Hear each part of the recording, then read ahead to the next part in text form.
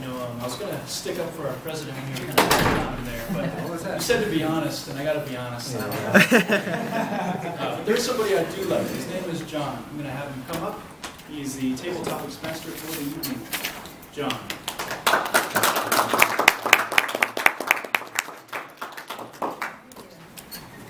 All right, everyone. So table topics is probably my favorite part of this meeting, and maybe I'm biased because I'm the table topics master today. But this is when we have a lot of fun. So people who don't normally get up and talk and who really want to practice and be better speakers, this is the absolute best time to do it. We're going to come with a couple of questions. I have 10 here, or until 8 o'clock. We're going to give you an opportunity. I'll ask this question. You come up and you give us at least a 1-minute spiel about, the question. You can go up to 2 minutes. Mostly just have fun. If you haven't been up here, I highly encourage you to come up here. If I don't get any participation, I'm going to have to just start calling people, and I'm going to be merciless. Sorry. Sorry, guys. So, without further ado, let's get going. So, in the spirit of today's theme, which is recovery, I thought of some fun questions, hopefully. And in the spirit of being, close to midterms, a couple of these are based on that too. So, what is the most amount of hours you've ever studied for a test? And how did you recover after you took your test? Yeah.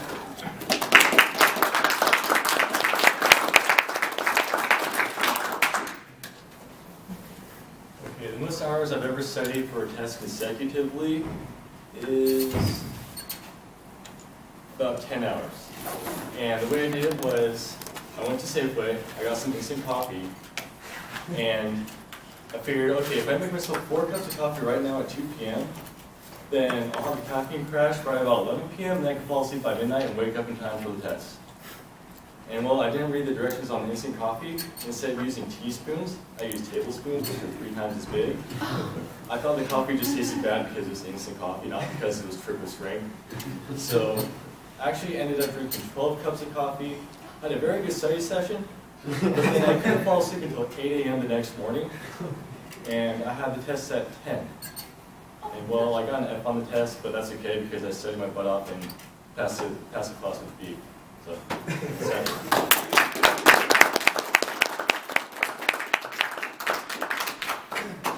Read the instructions, Fisher. Read the instructions. It's for your health. They don't put that there for their own humor. All right. What is one place that you visit that makes you feel revitalized? Define revitalized. It could be like, that one place where it could be either your mind or an actual place that you go to where you feel like, man, I feel alive. Rejuvenated. Come on up, everyone.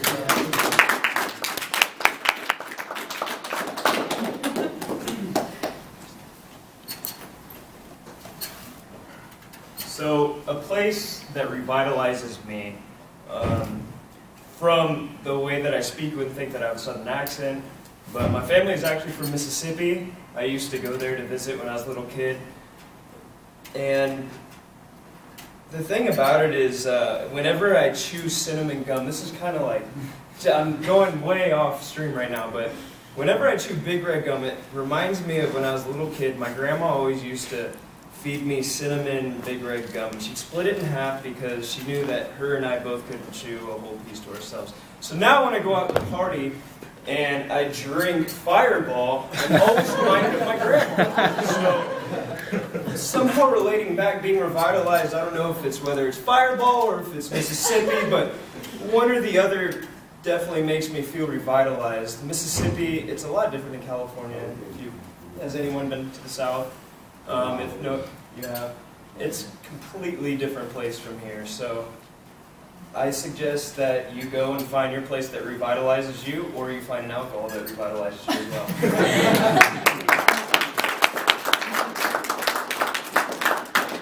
Oh man, Sean, Fireball. Takes a lot of recovery after that. So thanks for stuck with the theme all the way through, man. I like it. Let's see here.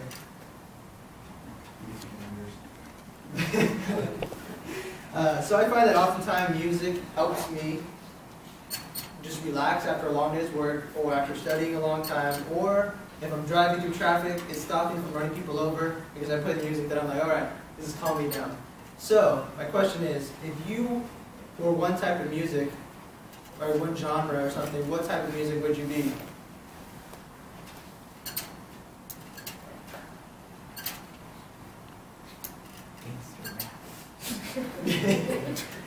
Who said it? You got it coming for now.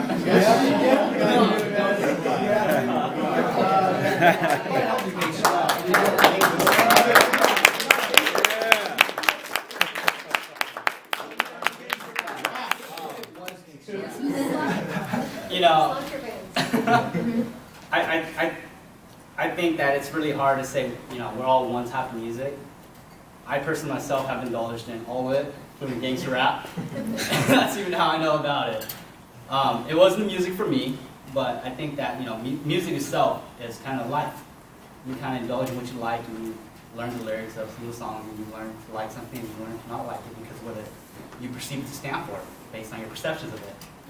So for me, I would say I'm a little diverse. I listen to, well, mainly rock, actually. I've actually kind of honed down on that and talked about a little bit of the midterm itself. I've been on a loop for 4 songs since noon yesterday studying. So I've been listening to just 4 songs and just, they're the newer ones actually. So I'm trying to, you know, get into the newer stuff. I'm not going to talk about what they are. They are just rock songs. And one of them was Caged by Elephants, I believe. Caged the Elephants, one of their new ones. So for me, you know, to say one type of music, yes, rock or alternative. To say that I've never, you know, listened to anything else, that was, you know, stretching it. So definitely, music itself is like gangster rap was briefly a part of it. Thank you.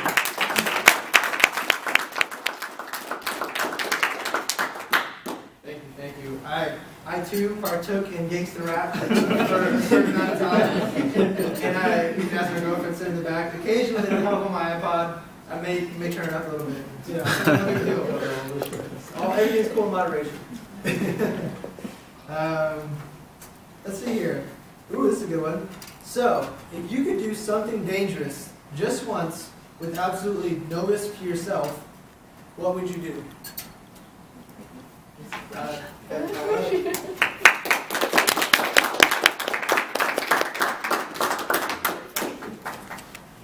If there's one risky thing that I like to do without any consequences, it would mainly be speaking. Okay, that was a bad joke. Okay, so, yeah, that's one thing I want to do. Ooh, I want to be a comedian, tell lots of jokes, and if I say something that's not funny, then there's no consequence. And if I get a laugh, then I'll keep on doing it. And then, once I get really big and not say famous because there's consequences of being famous, like my security, you know, second thoughts, with consequences being out the window, I'll take famousness into account with my comedy and pretty much go all the way to the White House to be a comedian there. Yes, I'm gonna have my own, what's the word for it? I have my own routine stand-up at the White House. Yeah, I'll get no consequences there. No member of the FBI or CIA to stop me. So that's all. Thank you.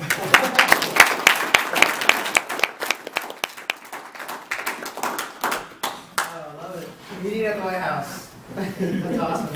Arguably, there's a lot of comedians over there, you know, in politics, but.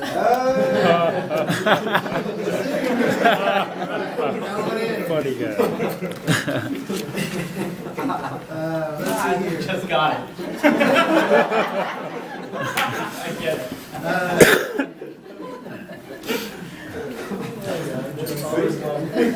So let's see here. No pain, no gain is what they always say. In fact, in working out, recovery is probably just as crucial as the workout itself. So how do you approach your workouts and the recovery after? George, jump right up, man.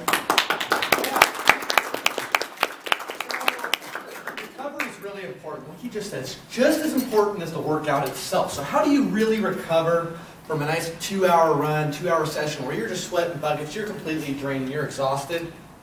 You do it by ordering a big fat cheeseburger.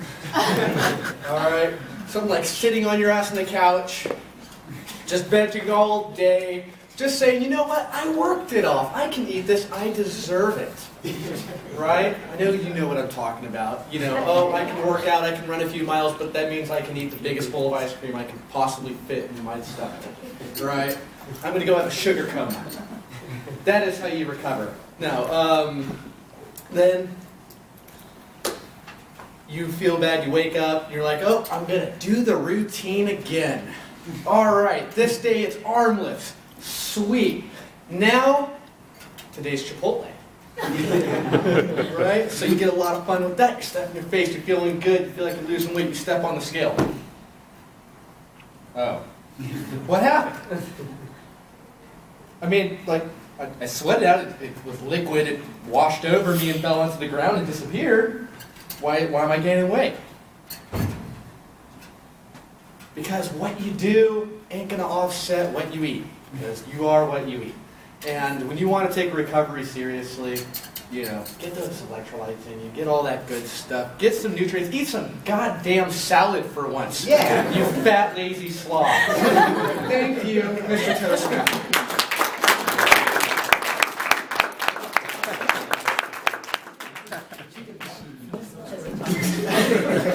I was totally with you up until the point where you said you eat a salad, and I was like, oh, well, I'm not even serious about that.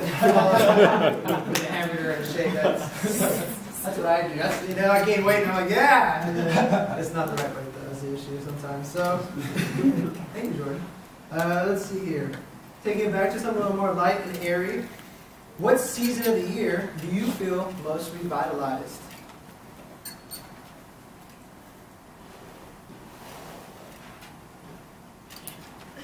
Joey.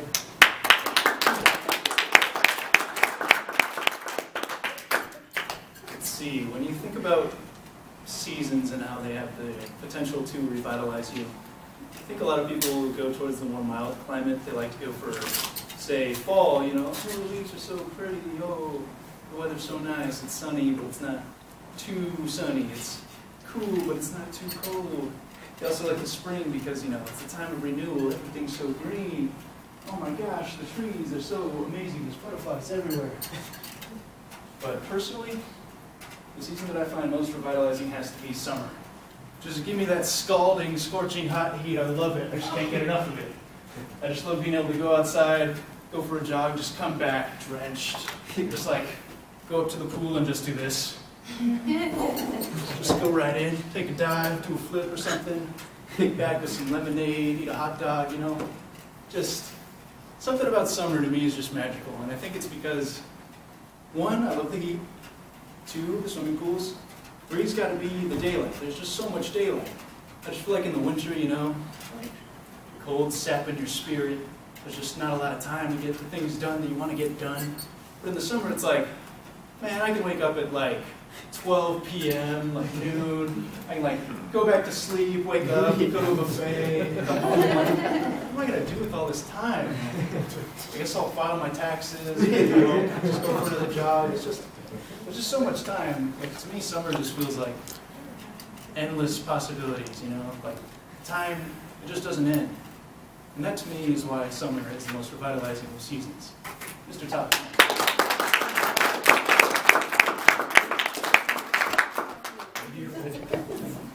Love it. All right, so speaking of summer and having fun, this kind of made me think of that. This is for anybody in here. No, and all the people who haven't jumped up and who are new or guests perhaps, Joe, looking at you. You know, if this doesn't relate to you, that's fine. But jump up for one of these. We only have a little bit more time left. There's no judgment here. We're all having fun. No one knows what they're going to talk about before they get up here, so just jump up. You know, it doesn't hurt to raise your hand and to practice your public speaking skills. There goes anybody in the room. So, can you describe a time when you drank too much punch and reality punched you the next day when you woke up? How did you recover?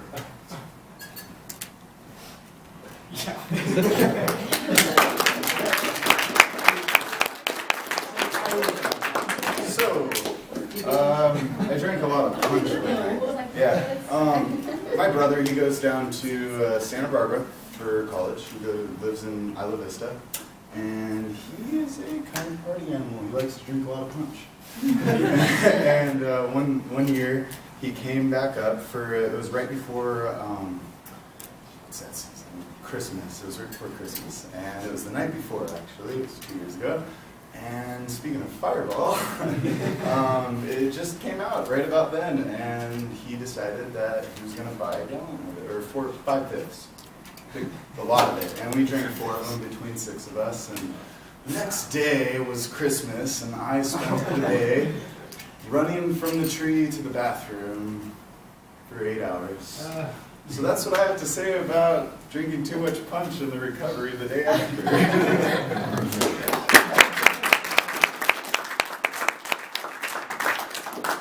I know everyone didn't raise their hand and jump up on that one, but I'm sure most people have an experience with that, you know, drinking too much punch. So thank you for being brave and jumping up here.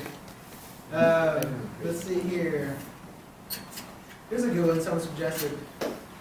Getting back to recovery, have you ever been injured while playing a sport where you were not able to play for a while, maybe you got taken out for a couple of days or possibly even the whole season?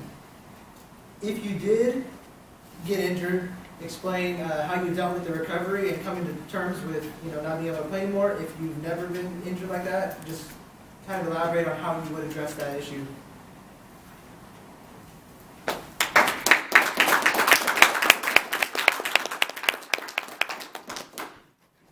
All right, so as soon as I saw recovery as the topic tonight, I thought, wow, this would be an interesting story to tell. In high school, I ran track and field, and I was all right. I mean, it was not a big track team in my high school, so it was me and like 4 other people that were decent, and we ran the relay together. Anyway, so when we get down to, I don't know, it'd be equivalent to like playoffs, I guess, for other sports. So we're getting down to the line. I ran the 100 meter and the 200 meter sprints, and I was progressing fairly well for, I believe it was my sophomore year in high school. I was doing really well. I was really proud of myself. I was keeping up with everyone else. And it was 2 races away from going to the city finals or something. I don't know. High school sports, a little strange. Not super hyped up. Anyway, started my race and made it halfway down the 100 meters, and my leg starts to hurt. And I'm like, all right, it's a short race. It won't be a problem. So I keep going. I'm still keeping up with everyone. Another 25 meters, I hear a loud pop. I'm like, all right, 30 meters left. Don't worry about it. It just hurts a little bit. It's not that bad. Then another 10 meters, immense pain. And I get to the finish line, hobble across. I am now no longer keeping up with anyone. And I just collapse on the ground, just writhing in pain. So it turns out that my leg had cramped, and I actually pulled a piece of my pelvis off, because when you're running, you know, the muscles are contracting and releasing and then getting loose. So my leg was contracted the entire time, and I continued to try and stretch it and basically pulled off a piece of the pelvis. It was extremely painful, and I missed out on the swimming session in PE for the rest of that year, and that was what really bummed me out. And then it took me until the next year to come back.